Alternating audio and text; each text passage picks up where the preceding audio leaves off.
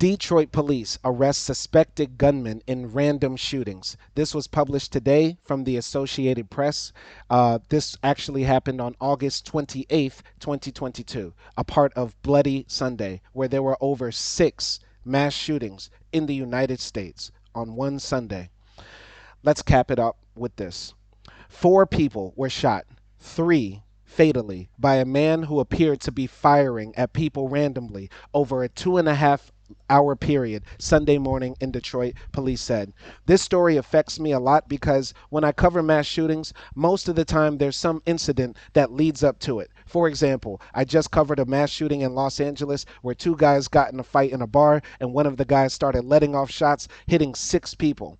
But this story highlights so many of the problems that I bring up in America. We allow too many guns to proliferate, allowing too many people to do heinous, heinous crimes. And the only reason this story is one of the few stories I see on the Associated Press, which is an international wire for news, is because it's so random, but it's so indicative of the US.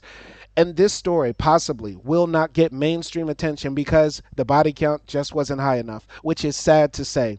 Because he only killed three people and injured another person, this story won't reach the threshold of mandating national attention. This will not be on the mainstream news because not enough people died. But over this Sunday alone, so many people were injured and killed in mass shootings in the United States. If you don't believe me, go check out my other videos I made about mass shootings on this one Sunday, August 28th, 2022, a day that should live in infamy. It's almost hard for me to read this, but I'll continue.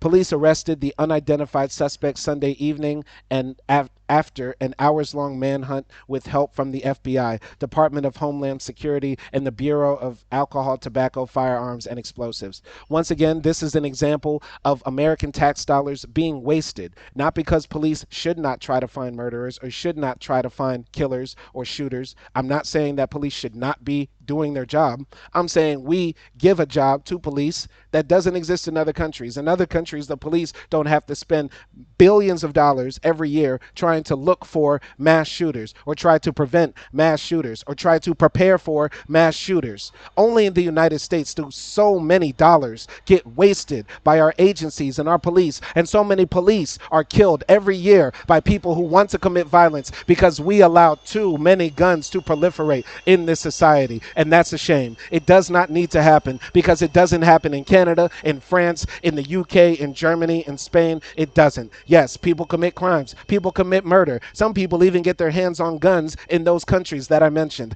But we allow too many guns to proliferate in society, causing too many intentional homicides, too many accidental deaths, too many suicides, and of course, too many mass shootings. How much more bloodshed has to happen before Americans wake up and realize when three people are shot at random by some guy running around Detroit, do we say enough is enough? The gun is not God. It does not protect our liberty. It does not make us free. It doesn't.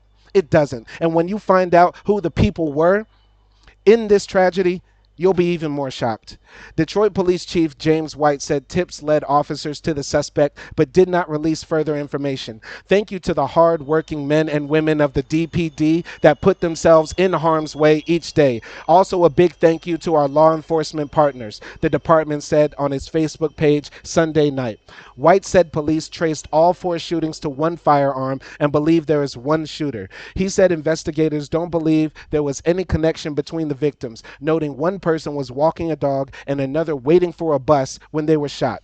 Walking a dog and waiting for a bus while you were shot. Going about your life. Going about your regular life, you can be a victim of violence in the United States of America. And some people, some horrible, sick people will jump in my comments and say, well, it's Detroit, so it's violent, right? Where you live does not determine whether you deserve to live. Just because you are in a city or a state or a neighborhood or a region that is known for violence does not mean you deserve to be a victim of violence.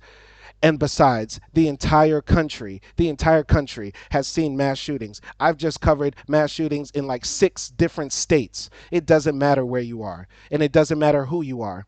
But also, let's look at the victims. This is heartbreaking.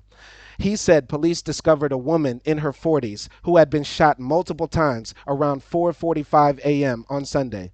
While officers were investigating that fatal shooting, a witness reported a 28-year-old man who had been shot multiple times nearby, White said. A third victim, a woman in her 40s, was found in the area around 6:50 a.m. She died after being shot multiple times, police said. Around 7:10 a.m., an elderly man reported he saw a man peering into vehicles. When the elderly man told the person to get away from the cars, the gunman fired at the elderly man, who was shot once and survived, police said. How sick? How sick is the person who did this? This person deserves to rot in hell and be buried under the jail since they caught him.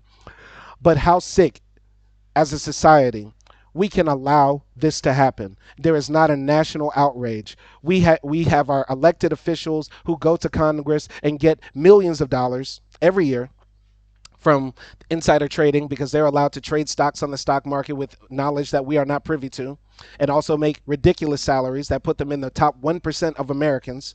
And these elected officials are not talking about how many Americans are being shot and killed each year due to gun violence. This does not happen in third world nations. In third world nations, I am in a developing nation right now, Mauritius.